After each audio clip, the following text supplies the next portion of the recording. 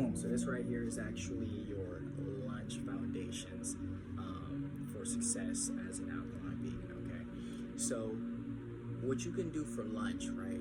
Something that I always tell people is make sure you try to go as dense as possible, or just try to get your heaviest meal in for lunch. The reason being is because if you have your heaviest meal at lunch, then you can begin that digestive process, and then when dinner comes around, right, and you eat something something light, right, then it's just a whole lot better on your digestive system. Okay, so what I tell people and what's worked for me is eating something dense for lunch. And when you eat something dense for lunch, let's just say, for example, a burrito, right?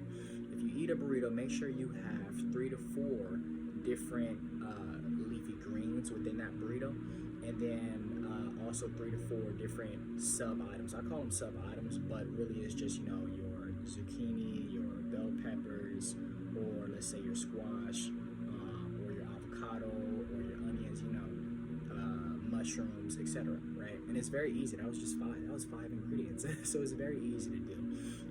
But making sure you get at least 3 to 4 is the challenge. Okay, because I know we don't ever pay attention to it. So